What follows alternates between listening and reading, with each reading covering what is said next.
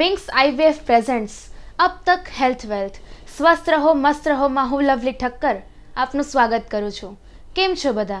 મજામાં ને? દર વખતે આપણે નવા નવા ટોપિક્સ ઉપર ચર્ચા કરતા હોઈએ છીએ, વિચારણા કરતા હોઈએ છીએ। તો આજે પણ નવા ટોપિક સાથે હું આવી ગઈ છું આપની સાથે ચર્ચા કરવા માટે। તો આજના આપણા મહેમાનનું સૌથી પહેલા આપણે સ્વાગત કરશું ડોક્ટર કોમલ કોઠારી। નમસ્કાર સર। નમસ્કાર। કેમ છો આપ? બસ હું એકદમ મજામાં છું, તમે કેમ છો? એકદમ ફાઇન। આપણે શરૂઆત કરીએ એ પહેલા અમારા દર્શકો મિત્રોને તમે કંઈ કહેવા માંગતા હોય તો? બધા દર્શક મિત્રોને નમસ્કાર। આજની આ બહુ મહત્વની ચર્ચા યોજવા માટે હું અબ તક ચેનલ અને ગિરિરાજ હોસ્પિટલનો ખૂબ આભારી છું। હું મારા વિશે થોડી જાણકારી આપી દઉં। હું રાજકોટ શહેરનો જ રહેવાસી છું। મેં સ્કૂલિંગ રાજકોટની સેન્ટ મેરી સ્કૂલમાંથી કરેલું છે। મેં MBBS કરમસદની શ્રી કૃષ્ણ હોસ્પિટલમાંથી કરેલું છે। એના પછી MD માટે હું મુંબઈની સાયન હોસ્પિટલ સાથે જોડાયેલો હતો અને DM મેં મુંબઈની નાયર હોસ્પિટલમાંથી કરેલું છે। આ બે માટે મેં કોમ્પિટિટિવ એક્ઝામ્સ ક્લિયર કરેલી છે। મુંબઈમાં 6 વર્ષ ટ્રેનિંગ લેવાનો મને ખૂબ સારો અનુભવ મળ્યો છે। DM ન્યુરોલોજી કર્યા પછી હું 1 વર્ષ એ જ ડિપાર્ટમેન્ટમાં અનુભવ માટે જોડાયેલો હતો। જ્યારે હું 4 વર્ષ નાયર હોસ્પિટલ સાથે સંકળાયેલો હતો ત્યારે સ્ટ્રોક કે પક્ષઘાતના ઘણા બધા પેશન્ટ્સનું મેં નિદાન અને સારવાર કરી હતી અને ઘણા પેશન્ટ સાજા થઈને ઘરે ગયા હતા। સ્ટ્રોકની ટ્રીટમેન્ટમાં ઘણા બધા અદ્યતન અને નવીન ઉપચાર આવેલા છે। એના માટે એની સ્ટ્રોક માટેની આગળ સ્પેશિયલ ટ્રેનિંગ લેવાનું મેં નક્કી કર્યું। આ ટ્રેનિંગ લેવાના કારણે સૌરાષ્ટ્ર કચ્છના આપણા વિસ્તારમાં જે સ્ટ્રોક અને પક્ષઘાતના પેશન્ટ્સ વધી રહ્યા છે એમને જરૂરથી મદદ થશે। સ્ટ્રોક અને ન્યુરો ઇન્ટરવેન્શન માટેની 2 વર્ષની તાલીમ મેં બ્રિજ કેન્ડી હોસ્પિટલમાંથી લીધેલી છે। આપણે જે રીતે વાત કરી તો આપણે શરૂઆત કરીએ કે આજના આ સેશનમાં આપણે કઈ રીતે વાત કરવાના છીએ અને નિષ્ણાંત આપણી વચ્ચે ઉપસ્થિત છે। તો સૌથી પહેલો પ્રશ્ન સર મારો એવો છે કે ન્યુરો ઇન્ટરવેન્શન એટલે શું? એ શું હોય છે અને એના વિશે અમારા દર્શક મિત્રોને વિસ્તૃતમાં માહિતી આપો। ન્યુરો ઇન્ટરવેન્શન માટે તમને માહિતી આપી દઉં। સ્ટ્રોક અને ન્યુરો ઇન્ટરવેન્શન એ મગજના રિલેટેડ એકદમ અદ્યતન ટ્રીટમેન્ટ છે। હાર્ટની એન્જિયોગ્રાફી વિશે બધાને ખ્યાલ હોય છે, એ રીતે ન્યુરો ઇન્ટરવેન્શન દ્વારા આપણે બ્રેનની એન્જિયોગ્રાફી કરી શકીએ છીએ। બ્રેનની એન્જિયોગ્રાફી એટલે બ્રેનમાં જે લોહી પહોંચતું હોય અને બ્રેનની જે બ્લડ વેસલ્સ હોય એને આપણે અલગથી એનું ઇમેજિંગ કરી શકીએ છીએ। આ ટેસ્ટને DSA કહેવાય। DSA દ્વારા આપણે બ્રેનના બધા ભાગમાં લોહી પહોંચી શકે છે કે નહીં એ આપણને ખ્યાલ આવશે। જો લોહી બરાબર પહોંચતું ના હોય અને લોહીમાં ક્યાંય અવરોધ હોય કે બ્લોકેજ હોય તો એ આપણે ન્યુરો ઇન્ટરવેન્શન દ્વારા આપણે એ બ્લોકેજને ખોલી શકીએ છીએ।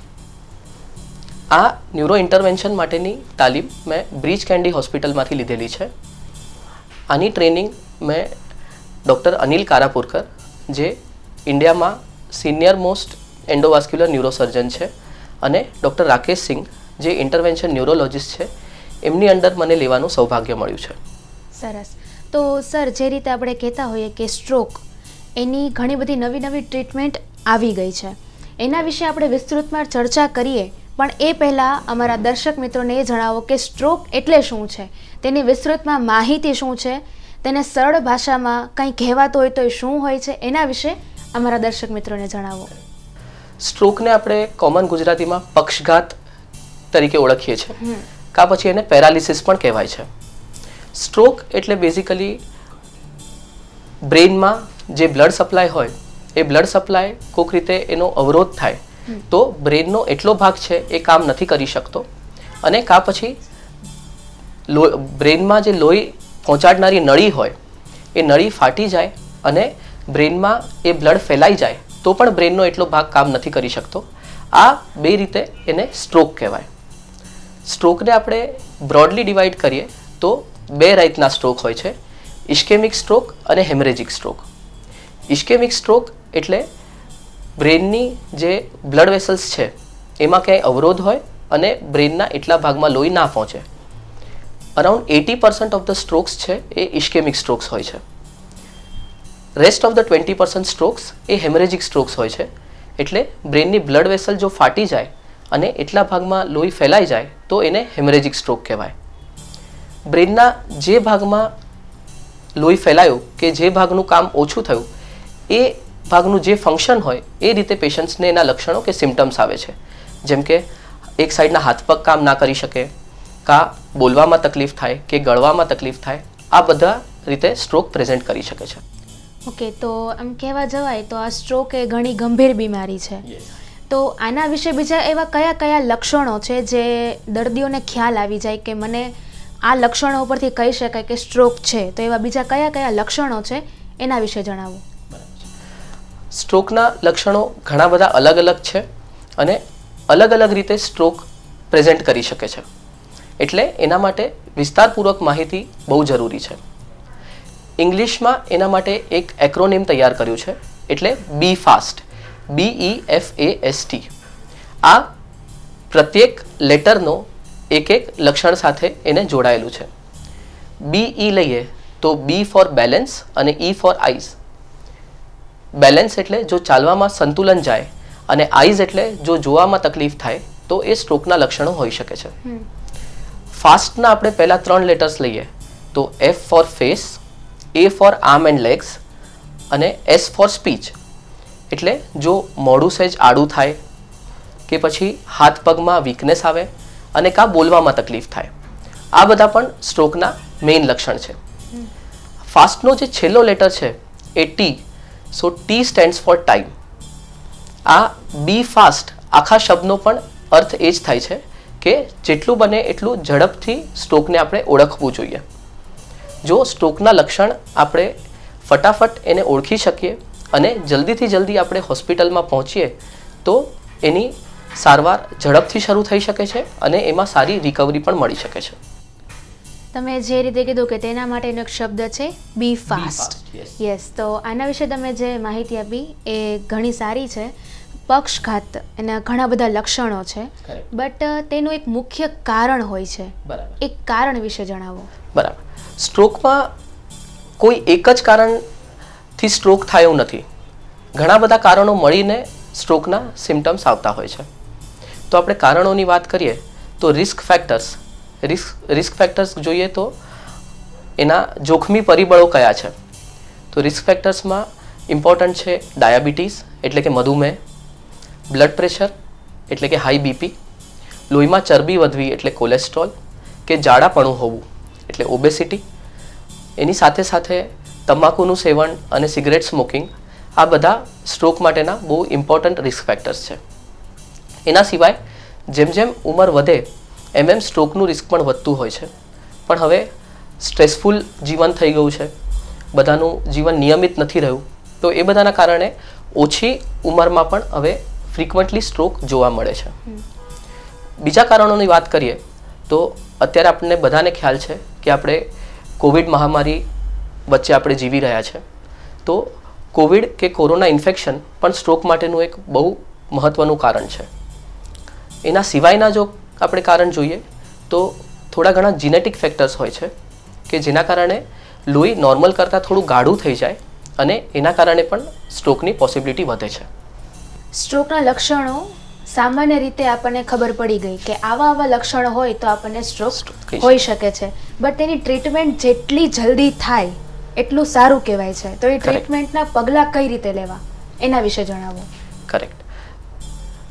સ્ટ્રોક માટે થોડી વસ્તુઓ જાણવી બહુ જરૂરી છે. સૌથી ઇમ્પોર્ટન્ટ વાત કે સ્ટ્રોકની જ્યારે પણ તમને એનો લક્ષણોનો ખ્યાલ આવે ત્યારે ઘરે એની સારવાર થઈ શકતી નથી.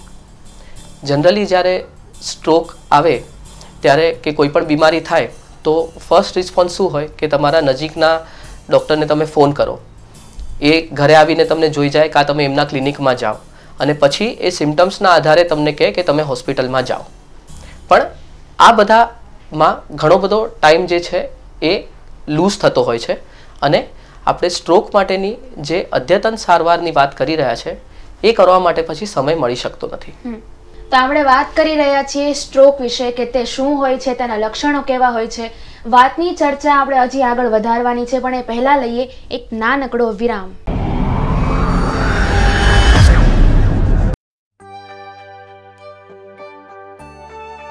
દિવ્યાંગત્વ માટેની વિશ્વસ્તરીય કક્ષાની સારવાર આપતું સૌરાષ્ટ્રનું એકમાત્ર વિશ્વસનીય નામ એટલે વિંગ્સ IVF સ્પેશિયાલિટી હોસ્પિટલ.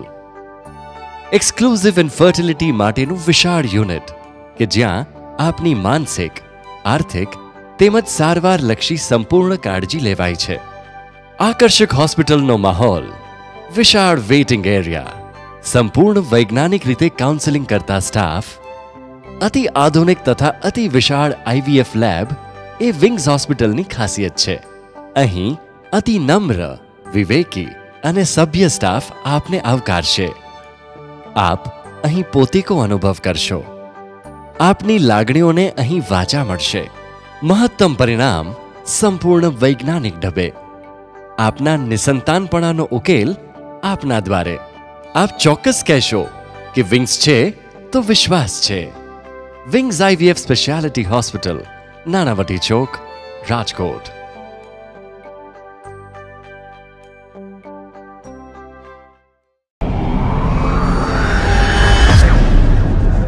વિરામ બાદ ફરી પાછું આપનું સ્વાગત છે અને આપણે વાત કરી રહ્યા છીએ ડૉક્ટર કોમલ કોઠારી સાથે. સર, આપે આગળ વાત કરી કે આ સ્ટ્રોક માટેની ટ્રીટમેન્ટ જેમ બને તેમ જલ્દી કરવી જોઈએ. બીજી બધી સારવારમાં કે બીજા બધા રોગમાં આપણે ડૉક્ટર પાસે બીજા દિવસે જઈએ તો ચાલે, પણ આ સ્ટ્રોકમાં એવું શું છે કે ઇમરજન્સી ટ્રીટમેન્ટ લેવી જરૂરી છે? એના વિશે જણાવો. આ બહુ જ મહત્વનો સવાલ છે, કારણ કે જનરલી આપણને એવું હોય કે કોઈ પણ તકલીફ થાય તો થોડી વાર આપણે વેઇટ કરીએ અને પછી આપણે હોસ્પિટલમાં જઈએ કે જાતે સારું થાય છે કે નહીં એ આપણે જોઈએ. પણ મગજ છે એ ન્યુરોન્સનું બનેલું છે અને ન્યુરોન્સ છે એ ખૂબ જ સેન્સિટિવ સેલ્સ હોય છે. તમને ખ્યાલ હશે કે જો હાડકું તૂટી જાય અને એને આપણે પ્લાસ્ટર કરીએ તો એ જાતે હીલ થઈ જાય છે. જો આપણને ચામડી પર ક્યાંય સ્ક્રેચ પડ્યો હોય તો એ પણ જાતે હીલ થઈ જાય છે. પણ બ્રેઇનના સેલ્સનું એવું નથી. બ્રેઇનના સેલ્સ, ન્યુરોન્સ જો એકવાર ડેમેજ થઈ જાય તો એમાં રિકવરી આવતા બહુ જ વાર લાગે છે, કાં પછી એમાં ક્યારેય રિકવરી આવતી નથી. એકવાર જો સ્ટ્રોકનો અટેક આવી જાય તો દરેક મિનિટે આશરે 20 લાખ ન્યુરોન્સ એટલે કે 2 મિલિયન ન્યુરોન્સ જે છે એ ડેમેજ થતા હોય છે. એટલે સ્ટ્રોકની સારવાર સમયસર કરવી બહુ જ જરૂરી છે. આ સારવાર દરમિયાન સૌથી પહેલું સ્ટેપ કયું હોય? જો ડૉક્ટર પાસે આપણે હોસ્પિટલે પહોંચી ગયા તો તેનું પહેલું પગથિયું, પહેલું સ્ટેપ શું હોય છે? એટલે સૌથી પહેલાં જ્યારે પણ સ્ટ્રોકનું દર્દી હોસ્પિટલમાં આવે ત્યારે સૌથી પહેલાં એનું ડિટેલમાં ક્લિનિકલ એક્ઝામિનેશન કરવું પડે છે. એટલે સ્ટ્રોકના એક્ઝેક્ટલી કયા કયા લક્ષણો છે એ આપણે જોઈએ છે. પછી એના પછીનો મહત્ત્વનો સ્ટેપ એ છે CT સ્કેન કે MRI. CT સ્કેન કે MRI કર્યા પછી આપણે એના માટેનું સ્ટ્રોકનું એક મોટું ઇન્જેક્શન આપી શકીએ છીએ, જે IV થ્રોમ્બોલિસિસ કહેવાય, કે જે નોર્મલ ભાષામાં આપણે ક્લોટ બસ્ટર ઇન્જેક્શન કહી શકીએ છીએ. આ ઇન્જેક્શનનું મેઇન મિકેનિઝમ ઓફ એક્શન એ છે કે એ લોહીને પાતળું કરી નાખે છે. એટલે બ્રેઇનમાં જ્યાં લોહી ના પહોંચતું હોય કે લોહી પહોંચવામાં અવરોધ થતો હોય તો એ અવરોધ આપણે લોહી પાતળું કરવાથી એને ખોલી શકીએ છીએ. એક વસ્તુ બહુ જ ઇમ્પોર્ટન્ટ છે કે આ જે ક્લોટ બસ્ટર ઇન્જેક્શન છે એ આપણે ખાલી ઇસ્કેમિક સ્ટ્રોકમાં આપી શકીએ છીએ અને હેમરેજિક સ્ટ્રોકમાં આપી શકતા નથી. એના ઇન્જેક્શન આપવાના બીજા પણ ક્રાઇટેરિયા હોય છે, પણ સૌથી ઇમ્પોર્ટન્ટ ક્રાઇટેરિયા ટાઈમનો છે. એટલે જો તમે 4.5 કલાકની અંદર હોસ્પિટલમાં પહોંચી જાઓ તો આપણે આ ઇન્જેક્શન આપી શકીએ છીએ. તમે ઇન્જેક્શનની વાત કરી, ક્લોટ બસ્ટર. આ ઇન્જેક્શન સિવાય બીજી કોઈ ટ્રીટમેન્ટ ખરા સ્ટ્રોક માટે? બીજી એકદમ અદ્યતન અને નવીનતમ ટ્રીટમેન્ટ સ્ટ્રોકમાં આવી છે, એને કહેવાય છે મિકેનિકલ થ્રોમ્બેક્ટોમી. આપણે આગળ શોર્ટમાં ન્યુરો ઇન્ટરવેન્શનની વાત કરી. મિકેનિકલ થ્રોમ્બેક્ટોમી પણ ઇન્ટરવેન્શનનો જ ભાગ છે. એમાં આપણે કોઈ ઓપન સર્જરી નથી કરતા. ડાયરેક્ટલી આપણે નસમાંથી જઈને બ્રેઇન સુધી નળી લઈ જઈએ છીએ અને બ્રેઇનની જે બ્લડ વેસલમાં અવરોધ હોય કે જે બ્લોકેજ હોય એને આપણે ખેંચીને બહાર કાઢવાનો પ્રયાસ કરીએ છીએ. મિકેનિકલ થ્રોમ્બેક્ટોમી એવા સ્ટ્રોકના પેશન્ટ્સમાં કરી શકાય કે જેમની મોટી બ્રેઇનની નસ છે એ બ્લોક થઈ હોય. બ્રેઇનનો જે બ્લડ સપ્લાય છે એ મેઇનલી ગળાની નસ કે પછી બ્રેઇનની MCA જે મોટી બ્રાન્ચ છે એમાં જો બ્લોક હોય તો આપણે ત્યાં સુધી પહોંચીને એ ક્લોટ ખેંચી કાઢવાનો પ્રયત્ન કરી શકીએ છીએ. આ મિકેનિકલ થ્રોમ્બેક્ટોમી છે. આપણે જે રીતે વાત કરી કે સ્ટ્રોક માટે ઇમરજન્સી આપણે સારવાર ચાલુ કરી દઈએ તો એ વધારે સારું કહેવાય. ઇન કેસ કોઈ દર્દી ઇમરજન્સી હોસ્પિટલ નથી આવી શકતા તો ત્યારબાદ જે રીતે તમે સમય આપો કે 4.5 કલાક, જો એ સમય વીતી ગયો તો ત્યારબાદ તેની ટ્રીટમેન્ટ કઈ રીતે થાય છે? એક્યુટ સ્ટ્રોકમાં 10%થી પણ ઓછા દર્દીઓ સમયસર હોસ્પિટલમાં પહોંચી શકે છે. બાકીના દર્દીઓ છે એ હોસ્પિટલમાં લેટ જ પહોંચતા હોય છે. પણ એવું નથી કે 4.5 કલાક થઈ ગયા તો હવે હોસ્પિટલમાં જવાની જરૂર નથી. જ્યારે પણ હોસ્પિટલમાં દર્દી પહોંચે ત્યારે સ્ટ્રોકની આપણે સ્પેશિયલ ટ્રીટમેન્ટ તો કરી જ શકીએ છીએ. જ્યારે પણ સ્ટ્રોકનો એક અટેક આવે ત્યારે ફરીથી સ્ટ્રોકનો અટેક આવવાની પોસિબિલિટી ઘણી વધારે હોય છે અને સ્ટ્રોકના રિસ્ક ફેક્ટર્સનું પણ મેનેજમેન્ટ બહુ જરૂરી છે. સ્ટ્રોક જ્યારે પણ આવે ત્યારે ઘણીવાર ડાયાબિટીસ બહુ હાઈ હોય છે કે બ્લડ પ્રેશર હાઈ થઈ ગયું હોય છે અને એની પણ ટ્રીટમેન્ટ કરવી જરૂરી હોય છે. એટલે સ્ટ્રોકના દર્દીઓને હોસ્પિટલમાં આવીને એડમિટ થવાની તો જરૂર હોય જ છે અને એડમિટ થયા બાદ આપણે એની ટ્રીટમેન્ટ શરૂ કરી શકીએ છીએ.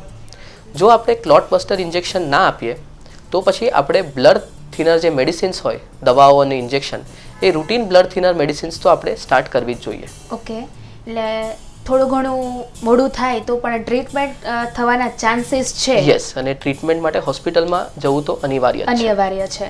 આ જે બધી ટ્રીટમેન્ટ છે, સ્ટ્રોકની વાત કરીએ આપણે તો સ્ટ્રોક આપણને થાય જ નહીં, એના માટે કઈ વસ્તુ થઈ શકે કે આ વસ્તુ મને ક્યારેય ન થાય, તો એના માટેના કયા પગલાં લેવા જોઈએ?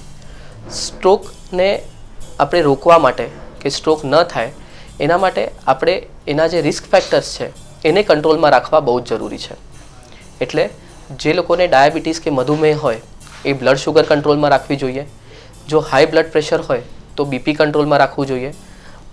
એક સ્પેસિફિક ઉંમર પછી તમારે બ્લડની ચરબીની તપાસ કરતા રહેવી જોઈએ. વજન ઘટાડવાનો પ્રયત્ન કરવો જોઈએ. એની સાથે સાથે તંબાકુનું સેવન અને સિગરેટ સ્મોકિંગ આપણે સ્ટોપ કરવા જોઈએ. આના સિવાય મેન્ટલ સ્ટ્રેસ છે એ ઓછું કરવા માટે યોગા, મેડિટેશન, એક્સરસાઇઝ આ બધી વસ્તુ પણ તમને સ્ટ્રોકથી દૂર રાખી શકે છે. એકવાર સ્ટ્રોક થઈ ગયો એના પછી પણ એની આગળની ટ્રીટમેન્ટ બહુ જરૂરી છે. સપોઝ સ્ટ્રોક થયો અને એના પછી સારી રિકવરી થઈ ગઈ તો એવું નથી કે ફરીથી સ્ટ્રોક ના થઈ શકે. એના માટે જે બ્લડ થિનર મેડિસિન છે, જે કદાચ તમને ખ્યાલ હશે, એસ્પિરિન, એ લાઈફ લોંગ ચાલુ રાખવી પડે અને ડૉક્ટરની સલાહ સિવાય એ ગોળી બંધ ના કરી શકાય. આપે જે રીતે વાત કરી કે મગજનો કોઈ પણ એક પાર્ટ ડેમેજ થઈ જાય છે તો તેનો રિકવરી પણ થઈ શકે છે, તો એ કઈ રીતે થાય છે એના વિશે જણાવો. આપણે પહેલાં ચર્ચા કરી કે સ્ટ્રોકમાં બ્રેનનો એક ભાગ છે નષ્ટ થઈ જાય છે. તો તમને એવો સવાલ થઈ શકે કે સ્ટ્રોકના ઘણા પેશન્ટ્સને તો આપણે જોયા છે કે પેરાલિસિસ થયું હોય અને પછી સારી રિકવરી પણ થઈ જાય છે. તો બ્રેન નષ્ટ થયા પછી રિકવરી કઈ રીતે થાય છે? તો એમાં બ્રેનનો જે ભાગ નષ્ટ થઈ જાય છે એ તો ડેમેજ થયેલો જ હોય છે, પણ એની આજુબાજુનું જે બ્રેન છે એ નષ્ટ થયેલા બ્રેનનું કામ ધીરે ધીરે કરવા માંડે છે. એને મેડિકલ લેંગ્વેજમાં ન્યુરોપ્લાસ્ટિસિટી કહી શકાય. એટલે આ ન્યુરોપ્લાસ્ટિસિટીને વધારવા માટે ફિઝિયોથેરાપી અને એક્સરસાઇઝીસ એ બહુ મહત્ત્વનો ભાગ ભજે છે. ફિઝિયોથેરાપી એ રૂટીન એક્સરસાઇઝ કરતાં અલગ હોય છે અને એ કોઈ ટ્રેન્ડ ફિઝિયોથેરાપિસ્ટની અંદર કરીએ તો એના ઘણા જ સારા આપણને રિઝલ્ટ્સ મળે છે. આના સિવાય ઓક્યુપેશનલ થેરાપી પણ સ્ટ્રોકના પેશન્ટ્સમાં બહુ જ મહત્ત્વની છે. ઓક્યુપેશનલ થેરાપી એટલે જો કોઈ કારીગર હોય જે હાથથી કામ કરતો હોય એ જ હાથમાં જો સ્ટ્રોક થઈ જાય તો એમને એ રીતની સ્પેશિયલ ટ્રેનિંગ આપવામાં આવે છે કે જેનાથી એ ફરીથી એ કામ કરી શકે. હજી એક ઇમ્પોર્ટન્ટ થેરાપી છે એટલે કે સ્પીચ થેરાપી. આપણું જે લેફ્ટ સાઈડનું બ્રેન છે એ બધા લોકોમાં ડોમિનન્ટ હોય છે અને આપણી સ્પીચ, મેમરી, બોલવાનું સમજવાની શક્તિ, વાંચવાની શક્તિ એ બધું લેફ્ટ સાઈડના બ્રેનમાંથી આવે છે. જો લેફ્ટ સાઈડના બ્રેનમાં સ્ટ્રોક થાય તો લેંગ્વેજ છે એ ઘણી હદે ડિસ્ટર્બ થઈ શકે છે. સ્પીચ થેરાપી એટલે નાના બાળકને જે રીતે આપણે વાંચતા અને બોલતા શીખવાડીએ એ રીતે સ્ટ્રોકના પેશન્ટ્સને પણ તમે બોલતા, વાંચતા શીખવાડી શકો. એ પણ બહુ ઇમ્પોર્ટન્ટ થેરાપી છે. આના સિવાય ઘણા બધા સ્ટ્રોકના પેશન્ટ્સને ગળવાની તકલીફ થાય છે, કારણ કે ગળવાનું સેન્ટર પણ બ્રેનમાંથી આવતું હોય છે. તો આ ગળવા માટે પણ સ્પીચ થેરાપીનો બહુ ઇમ્પોર્ટન્ટ રોલ છે. ન્યુરો ઇન્ટરવેન્શનમાં બીજી એવી કઈ ટ્રીટમેન્ટ છે, બીજી કઈ એવી સારવાર છે જે થઈ શકે છે એના વિશે જણાવો. કરેક્ટ. આપણે હમણાં મિકેનિકલ થ્રોમ્બેક્ટોમીની વાત કરી, એ ન્યુરો ઇન્ટરવેન્શનનો એક ભાગ છે.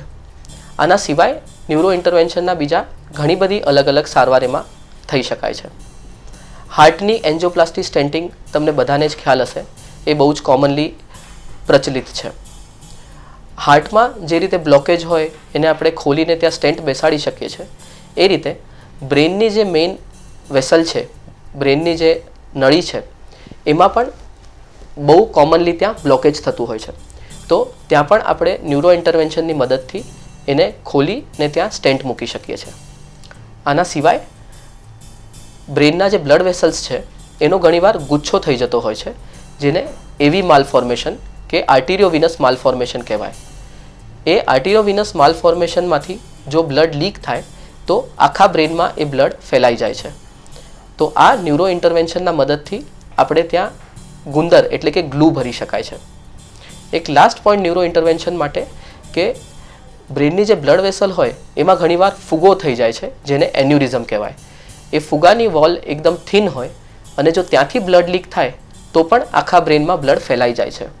તો આ ફુગાની સારવાર આપણે એની અંદર સ્પ્રિંગ ભરીને કે કોઇલ્સ એનાથી કરી શકીએ છીએ. આ ન્યુરો ઇન્ટરવેન્શનનું મેઇન આટલી ટ્રીટમેન્ટ એમાં ઇન્ક્લુડ થાય છે. સ્ટ્રોક વિશે આપણે લોકો ચર્ચા કરી રહ્યા છે. હજી ચર્ચાનો દોર આગળ વધારીએ તે પહેલા લઈએ એક નાનકડો વિરામ.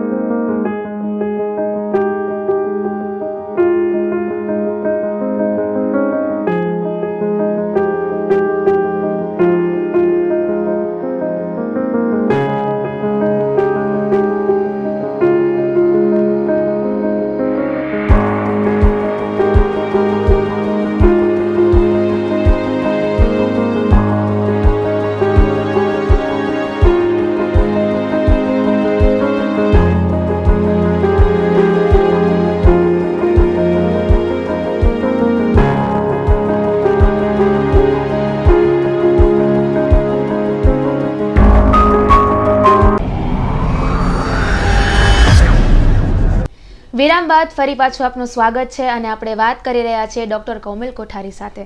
સરજી, તમે આગળ સમજાવ્યું કે સ્ટ્રોક એટલે શું છે, તેના લક્ષણો શું છે, તેની ટ્રીટમેન્ટ શું છે, એના વિશે આપે અમારા દર્શક મિત્રોને વિસ્તૃતમાં માહિતી આપી છે, બદલ આપનો આભાર.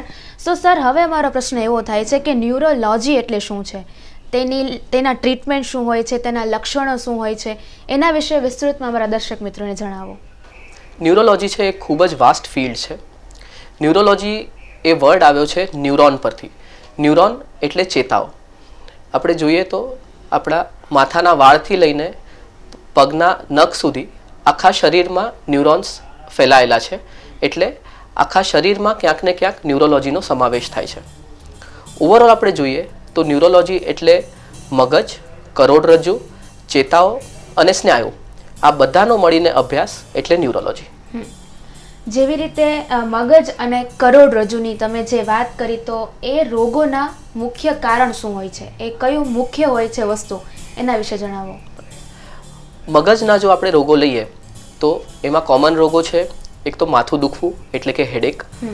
સ્ટ્રોક અને પક્ષઘાત વિશે આપણે ડિટેલમાં ચર્ચા કરી છે. એના સિવાય ખેંચ કે ફિટ એટલે કે વાઈ, એપિલેપ્સી, એ પણ ન્યુરોલોજીમાં ઇન્ક્લુડ થાય છે.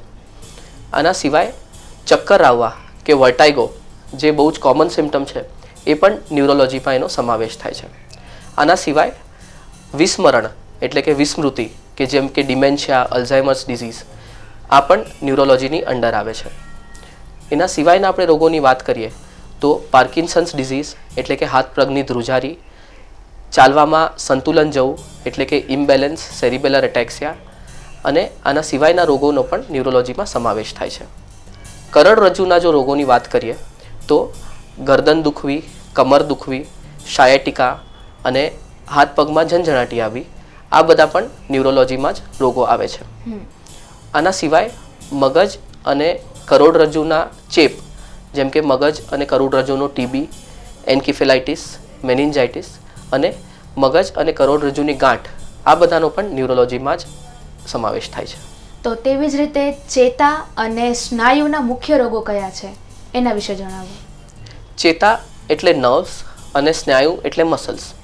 તો ચેતા અને સ્નાયુના રોગ પણ ઘણા જ કોમન છે, ખાલી એ આપણને ખ્યાલ નથી હોતો કે આ ન્યુરોલોજિસ્ટને બતાવવાની જરૂર છે.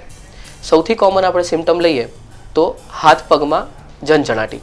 ઘણા બધા લોકોને પગમાં બળતરા થતા હોય છે, પગમાં ઝંઝણાટી થતી હોય છે. આ જે છે એ મેડિકલ લેંગ્વેજમાં એને પેરિફરલ ન્યુરોપેથી કહેવાય અને આ બહુ જ કોમન સિમ્ટમ છે જે ન્યુરોલોજીની અંડર આવે છે. આના સિવાય ઘણા બધાને ખાલી હાથમાં ઝંઝણાટી થતી હોય છે, એને કાર્પલ ટનલ સિન્ડ્રોમ કહેવાય. આનો પણ ન્યુરોલોજીમાં જ ઇન્ક્લુડ થાય છે. આના સિવાય સ્નાયુઓની જો તકલીફ આપણે ગણીએ તો નીચે બેસીને ઊભા થવામાં જે તકલીફ થતી હોય, જેને મસલ વીકનેસ કે માયોપેથી કહેવાય, એ પણ ન્યુરોલોજીની અંડર આવતી હોય છે. ન્યુરોલોજીના રોગોનું નિદાન કઈ રીતે કરવું જોઈએ? અને કહેવાય છે કે અમુક બધી ટ્રીટમેન્ટમાં ઉતાવળ કરીએ, ફટાફટ હોસ્પિટલ ઉપર પહોંચીએ તો વધારે સારું કહેવાય. તો આ રોગમાં એવું કંઈ ખરા કે ઇમરજન્સી સારવાર લેવી જરૂરી છે અને તેનું નિદાન કઈ રીતે થાય છે તેના વિશે વિસ્તૃતમાં કહો. ન્યુરોલોજીમાં સૌથી એક્યુટ ટ્રીટમેન્ટ કે સૌથી ફાસ્ટ ટ્રીટમેન્ટ જેની જરૂર છે એ સ્ટ્રોક છે અને એના માટે આપણે ડિટેલમાં ચર્ચા કરી છે. હું ફરીથી પ્રેક્ષકોને જણાવીશ કે you have to be fast. જેટલા બને એટલા જલ્દી તમે હોસ્પિટલમાં પહોંચજો. ન્યુરોલોજીનું બાકી બધા રોગોનું નિદાન છે એ બીજી બધી સ્પેશિયાલિટી કરતાં અલગ હોય છે. ન્યુરોલોજીમાં હિસ્ટ્રી અને ક્લિનિકલ એક્ઝામિનેશનનું બહુ જ મહત્ત્વ છે. હિસ્ટ્રી એટલે દર્દી જે પોતાની ભાષામાં પોતાની તકલીફોનું વર્ણન કરે અને ડૉક્ટર એને તકલીફો પૂછે અને એનું એનાલિસિસ કરે, એને હિસ્ટ્રી કહેવાય. અને ક્લિનિકલ એક્ઝામિનેશન એટલે કે દર્દીની તમે તપાસ કરો અને દર્દીએ જે કમ્પ્લેન્ટ્સ કીધી હોય એના ઉપરથી તમે સ્પેસિફિક તપાસ કરીને તમે ડાયગ્નોસિસ કરો, એ ક્લિનિકલ એક્ઝામિનેશન. હિસ્ટ્રી એટલે મહત્ત્વની છે કારણ કે ન્યુરોલોજીના ઘણા બધા જે રોગ છે એ આપણને બહારથી ખ્યાલ નથી આવતા અને એમાં બધા ટેસ્ટ્સ પણ નોર્મલ આવે છે. એક સિમ્પલ એક્ઝામ્પલ લઈએ તો માથું દુખવું. માથું દુખવું બહુ જ કોમન કમ્પ્લેન્ટ છે અને એમાં MRI કરાવો, CT સ્કેન કરાવો તો પણ ઘણી બધી વાર એ ટેસ્ટ નોર્મલ આવતા હોય છે. પણ એ માથું દુખવાનો જે સિમ્ટમ છે એનું આપણે જો ડિટેલમાં એનાલિસિસ કરીએ અને એની આપણે રેગ્યુલર ટ્રીટમેન્ટ કરીએ તો એ સંપૂર્ણપણે સારું થઈ શકે એવું હોય છે. ક્લિનિકલ એક્ઝામિનેશનની જો આપણે ડિટેલમાં વાત કરીએ તો એના માટે હું એક્ઝામ્પલ આપીશ હાથ પગની ધ્રુજારીનો. જો કોઈ દર્દી આવે કે જેને હાથ પગમાં ધ્રુજારીની તકલીફ હોય તો એ ધ્રુજારીના ઘણા બધા કારણ હોઈ શકે છે. પણ જ્યારે ક્લિનિકલ એક્ઝામિનેશન કરીએ અને ક્લિનિકલ એક્ઝામિનેશનમાં ખ્યાલ આવે કે એમને ચાલવામાં પણ થોડી સ્લોનેસ થઈ છે, એમને બોલવામાં પણ થોડી તકલીફ થાય છે અને રોજબરોજની એક્ટિવિટીઝમાં પણ એમને વાર લાગે છે, તો આ બધા સિમ્ટમ્સ મળીને આપણે ડાયગ્નોસિસ કરી શકીએ કે આ પાર્કિન્સન્સ ડિઝીઝની તકલીફ છે. બાકી ધ્રુજારીના બીજા પણ ઘણા બધા કારણો હોય છે. આ આપણે ખાલી ન્યુરોલોજીના ક્લિનિકલ આસ્પેક્ટની વાત થઈ. આના સિવાય ન્યુરોલોજીમાં ઘણા બધા ટેસ્ટ્સ પણ આવે છે, એની હું તમને માહિતી આપું. CT સ્કેન અને MRI એ આપણને બધાને ખ્યાલ છે અને એ બહુ કોમનલી થતા ટેસ્ટ છે અને ન્યુરોલોજીમાં એનું સ્પેશિયલ ઇમ્પોર્ટન્સ છે કારણ કે એમાંથી ઘણી બધી વસ્તુ છે એ તમે બહારથી જુઓ તો તમને ખ્યાલ ના આવે, પણ આપણે એનું ઇમેજિંગ કરાવીએ કે CT અને MRI કરાવીએ તો આપણને એની ડિટેલમાં આપણને જાણ થાય છે. CT સ્કેન અને MRI વિશે હું બેઝિક તમને ડિફરન્સ સમજાવી દઉં. CT સ્કેન છે એ બ્રેનનો બેઝિક ટેસ્ટ છે જે એકદમ રેપિડલી થઈ શકે છે અને આપણને જે પણ ઇન્ફોર્મેશન જોઈએ એ આપણને વિધિન ફ્યુ મિનિટ્સ આપી દે છે. એટલે જો બ્રેનમાં આપણે સ્ટ્રોકની વાત કરીએ તો જો સ્ટ્રોકમાં આપણે એકદમ જલ્દી પેશન્ટ આવે અને એનો આપણે CT સ્કેન કરીએ તો CT સ્કેન તમને નોર્મલ દેખાય, પણ એમાં આપણે ખાલી જોવાનું એટલું છે કે હેમરેજિક સ્ટ્રોક તો નથી ને, અને હેમરેજિક સ્ટ્રોક ના હોય તો પછી આપણે ક્લોટ બસ્ટર ઇન્જેક્શન આપી શકીએ. પણ જો અંદર હેમરેજ હોય તો આપણે ક્લોટ બસ્ટર ઇન્જેક્શન ના આપી શકાય. એની અગેન્સ્ટ MRI છે એ MRI બ્રેનનો એડવાન્સ્ડ ટેસ્ટ છે. એમાં નાનામાં નાની ડિટેલ પણ આપણને બ્રેનની દેખાઈ શકે છે, પણ એ ટેસ્ટમાં વાર લાગે છે. MRI કરતાં આશરે 20 થી 25 મિનિટ થાય છે. એટલે જો આપણને બ્રેનની વધારે માહિતી જોઈતી હોય તો આપણે MRI કરાવીએ છીએ, પણ જો બેઝિક ઇન્ફોર્મેશન જોઈતી હોય તો આપણે CT સ્કેન કરીએ છીએ. એના સિવાય ન્યુરોલોજીમાં 2-3 સ્પેસિફિક ટેસ્ટ છે જે ખાલી ન્યુરોલોજીના રોગોને રિલેટેડ છે. એમાંથી પહેલો ટેસ્ટ છે EMG NCS. EMG એટલે ઇલેક્ટ્રોમાયોગ્રાફી અને NCS એટલે નર્વ કન્ડક્શન સ્ટડી. આ EMG ટેસ્ટ છે એ સ્નાયુમાં કેટલી તાકાત છે અને સ્નાયુ બરાબર કામ કરી રહ્યા છે કે નહીં એ આપણને ખ્યાલ આવે. અને NCS એટલે જે ચેતાઓ છે એમાં કરંટનું કન્ડક્શન બરાબર થઈ રહ્યું છે કે નહીં એ આપણને આ ટેસ્ટથી ખ્યાલ આવે છે. સેકન્ડ જે ન્યુરોલોજી માટેનો સ્પેસિફિક ટેસ્ટ છે એ છે EEG. એને પણ આપણે જો સિમ્પલ ભાષામાં સમજીએ તો હાર્ટમાં જે રીતે ECG હોય છે એ રીતે બ્રેનનો EEG હોય છે જે બ્રેનની ઇલેક્ટ્રિકલ એક્ટિવિટી માટે આપણને દર્શાવે છે. EEGનો મેઇન પર્પઝ છે ખેંચ કે વાઈ માટે. જ્યારે પણ ખેંચ કે વાઈ આવે ત્યારે બ્રેનની ઇલેક્ટ્રિકલ એક્ટિવિટીમાં ચેન્જીસ થાય છે અને એ રીતે આપણે એની સારવાર કરી શકીએ છીએ. જે દર્દીને ન્યુરોલોજીની ટ્રીટમેન્ટ ચાલતી હોય તો તેને કઈ કઈ વસ્તુનું ધ્યાન રાખવું પડે? કરેક્ટ. ન્યુરોલોજીની ટ્રીટમેન્ટ બીજા બધા જ ડિઝીઝીસ કરતાં અલગ છે. એનું કારણ એ છે કે એનું કોઈ શોર્ટ ટર્મ સોલ્યુશન નથી. એવું નથી કે તમે 10-15 દિવસ દવા લઈ લીધી અને તમે સાજા થઈ ગયા, એવું નથી હોતું. તમે 10-15 દિવસ દવા લીધી અને તમને સારું લાગ્યું તો એનો અર્થ એવો નથી કે તમે ટ્રીટમેન્ટ બંધ કરી દો. એ તમને ટ્રીટમેન્ટના કારણે તમને સારું થયું છે અને એ ટ્રીટમેન્ટ તમારે કન્ટિન્યુ કરવી જોઈએ. પછી એ ડૉક્ટર ડિસિઝન લેશે કે આગળની ટ્રીટમેન્ટ જો ઓછી કરવી છે તો એ કઈ રીતે કરવાની છે. એના માટે ફોલોઅપ રાખવું બહુ જ જરૂરી છે. બીજી મહત્ત્વની વસ્તુ છે કે ઘણા બધા દર્દીઓ એવો પ્રશ્ન પૂછતા હોય છે કે ખાવા પીવામાં શું ધ્યાન રાખવું જોઈએ. તો ન્યુરોલોજીના જે ડિઝીઝ છે એના ઘણા બધા રિસ્ક ફેક્ટર્સ છે એ આપણે રોજબરોજના લાઇફસ્ટાઇલને રિલેટેડ છે. એટલે આપણે ખાવા પીવામાં ડાયાબિટીસ, બ્લડ પ્રેશર, ચરબી એ બધાને ધ્યાન રાખીને આપણે ફૂડમાં જે કોઈ ધ્યાન રાખવું જોઈએ એ આપણે ધ્યાન રાખવાનું બહુ જ જરૂર છે. તીખું તળેલું ખાવું, બહારનું ખાવું એ બધી વસ્તુ અવોઇડ કરવાનું બહુ ઇમ્પોર્ટન્સ છે. આની સાથે સાથે તમારું ડેઇલી સ્ટ્રેસ તમે કઈ રીતે ઘટાડી શકો છો, તમે યોગા, મેડિટેશન, વોકિંગ એ બધું જો કરી શકો તો ન્યુરોલોજીના જે પણ ડિઝીઝ છે એ બધા જલ્દીથી સાજા થઈ શકે છે. આપે જે સ્ટ્રોક અને ન્યુરોલોજી અને ન્યુરો ઇન્ટરવેન્શન વિશે આપણે જે વિસ્તૃતમાં તમે જે માહિતી આપી છે એ બદલ અમારો ખૂબ ખૂબ આભાર. હવે અમારા દર્શક મિત્રો માટે આપના તરફથી કોઈ પણ એક સંદેશ. વાલા દર્શક મિત્રોને હું એ જ સંદેશ આપવા માંગુ છું કે સ્ટ્રોકના જે લક્ષણો છે એનું ધ્યાન રાખો. બી ફાસ્ટના જે સિમ્ટમ્સ છે એ યાદ રાખો અને જ્યારે પણ તમને એવું લાગે કે સ્ટ્રોકના લક્ષણો આવી રહ્યા છે ત્યારે જલ્દીથી જલ્દી તમારા નજીકના જે હોસ્પિટલ હોય ત્યાં તમે જાઓ. તમે જો આ રીતનું તમે જલ્દીથી પેશન્ટને લઈ આવશો તો તમે એક ન્યુરોલોજિસ્ટ જેટલું જ તમે કામ કર્યું છે એવું કહી શકાશે અને પેશન્ટને એનાથી ઘણો જ ફાયદો થશે. આ ચર્ચા માટે હું અબતક ચેનલ અને ગિરિરાજ હોસ્પિટલનો આભારી છું. ગિરિરાજ હોસ્પિટલમાં કન્ટિન્યુઅસ ન્યુરો મોનિટરિંગ અને ICUની ફેસિલિટી છે અને ઘણા જ સ્ટ્રોકના પેશન્ટ્સ આપણે દર વર્ષે અહીંયા ટ્રીટમેન્ટ કરીએ છીએ અને એ લોકો સાજા થઈને ઘરે જાય છે. એટલે આ રીતની ટ્રીટમેન્ટ બધા જ સુધી પહોંચી શકાય એવી આપણી કોશિશ છે. યસ, તો આપણે કોમલ કોઠારી સાથે વાત કરી અબતક હેલ્થ વેલ સ્વસ્થ રહો મસ્ત રહોમાં.